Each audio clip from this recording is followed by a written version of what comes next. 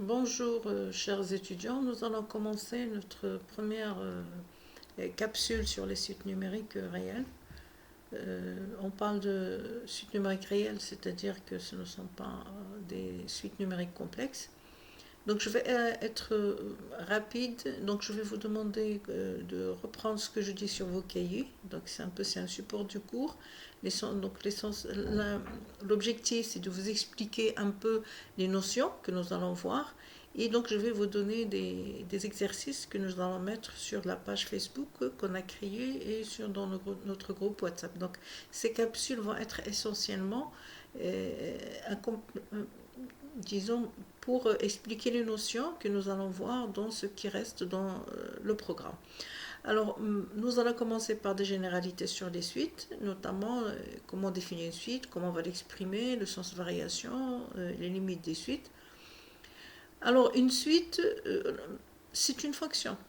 Donc, relation entre fonction et suite. Une suite, c'est une fonction, mais une fonction particulière. Donc, une fonction, généralement, elle est définie d'un ensemble de E vers un ensemble de F, qui à tout x, donc tout élément x de E va faire correspondre à une image y égale f de x dans cet ensemble d'arrivées. Donc vous avez travaillé dans le premier semestre, vous avez fait l'étude fonction, vous avez travaillé sur des fonctions réelles, donc, et vous avez travaillé donc de R vers R, et à tout élément x donc de R, on va faire correspondre une image, ou sinon R, ici je prends f de x par exemple égale à x carré plus 1. Donc, et bien sûr, chaque fois, donc là c'est une forme exprimée donc, de la fonction, et donc chaque fois que je donne une valeur à x, je peux calculer facilement l'image par f de x. Donc f de 0 c'est 1.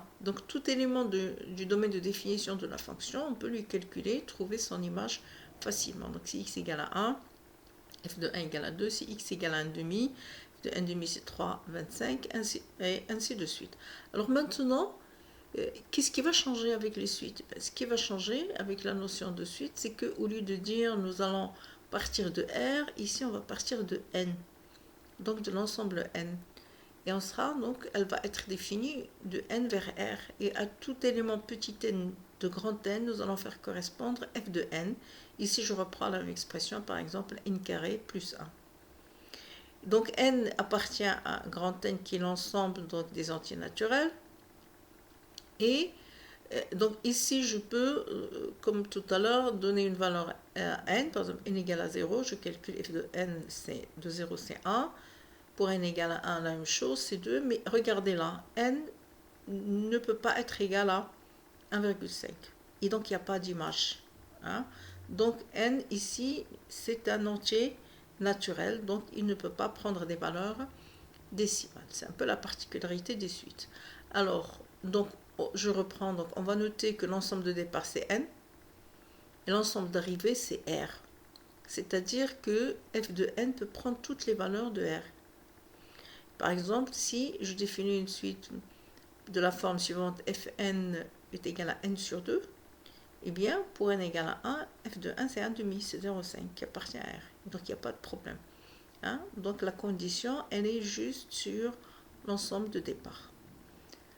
Alors, ici, comment on va noter une suite? Eh bien, on va, pour la distinguer donc, des fonctions, en général, on va lui donner une notation. Donc, on va l'écrire, donc on va la noter U de n. U majuscule là, indice petit n, n étant un élément de grand N. Ou bien tout simplement U indice n, il faut regarder, là on met des parenthèses. Ou tout simplement U. Hein? Donc, je ne mets pas les parenthèses. Alors, un élément de la suite sera noté UN, petit u, indice n, ou tout simplement un, donc sans mettre les petites parenthèses. Et donc un, c'est le terme général de la suite. Et n s'appelle l'indice du terme un. Hein? Donc un, c'est le terme général, c'est un élément de la suite. Et donc j'ai mis attention, ne pas confondre la suite avec son terme général. Donc ce sont deux notions différentes et donc deux écritures différentes. Alors, je vais proposer deux petites définitions. Donc, première définition, une suite, c'est une application de n vers R, hein, et donc qui à tout n de grand N va faire correspondre un, qui est donc le terme général de la suite, donc un élément. Une deuxième définition, on dira qu'une suite, c'est une série de nombres dans un ordre précis. Et notez là, le mot ordre, je l'ai mis en rouge. Hein, donc ça va être une série ordonnée. Donc on va mettre, on va avoir U0, U1, U2, U3, U4, U5, ainsi de suite. Donc il va y avoir un ordre. Et donc ici, donc j'ai mis le terme, donc le premier terme de la suite, ça sera généralement U0, le deuxième U1, le troisième U2, ainsi de suite. Donc il y a cette notion d'ordre à retenir.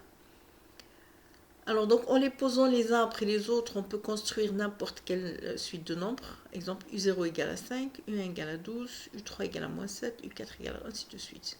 Par la suite, on verra est-ce qu'on peut trouver une relation, comment on génère un peu donc ces éléments de la suite. Alors, mode de génération d'une suite numérique, là, il va y avoir deux grandes façons de faire, donc deux grands principes. Le premier, c'est ce qu'on appelle donc une suite numérique qui sera définie par l'expression du terme général en fonction de n. Hein, donc ici, exemple, un, c'est 3n plus 1. Hein, donc vous voyez, on a exprimé un avec n. Hein. Donc la suite est une fonction explicite de n. Donc on donne une expression un en fonction de petit n, donc de n là. Donc chaque fois que je donne une valeur à n, je calcule un un.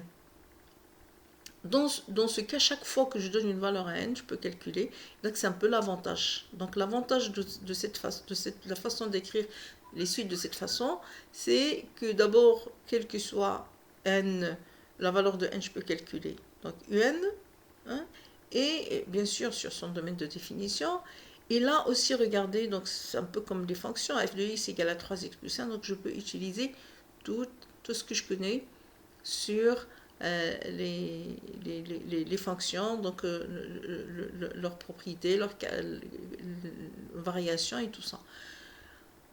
Alors cette forme explicite donc, facilite son étude puisque nous utilisons les notions, nous allons utiliser les notions de limite, de dérivée, de variation de fonctions étudiées en semestre 1. Donc tout ce que vous connaissez, tout cet arsenal que vous connaissez sur les fonctions. Excusez-moi, je vais rapidement parce que j'ai que 10 minutes pour enregistrer la vidéo, comme ça il faut gagner du temps. Donc les suites numériques permettent de représenter et de prévoir des différents phénomènes économiques, tels le calcul d'intérêt, par exemple les annuités d'un emprunt d'un dépôt bancaire, et nous allons le voir par la suite.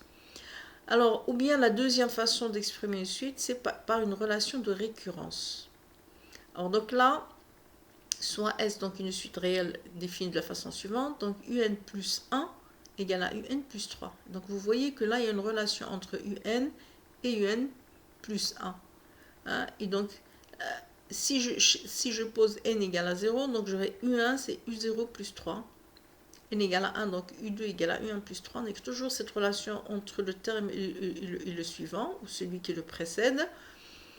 Et donc, nous remarquons deux choses importantes ici. Donc, chaque terme va être généré à partir du terme précédent. Donc, pour avoir U2, je dois connaître U1. Hein, pour connaître U3, je dois connaître U2.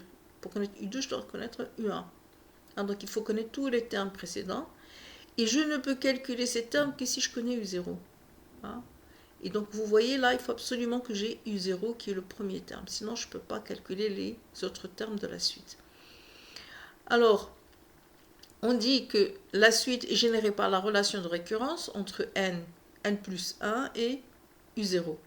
On parle ainsi de suites récurrentes qui sont données par la forme suivante. Donc, un, donc il faut absolument, on doit avoir le terme u0 et un plus 1 et sera en fonction de un.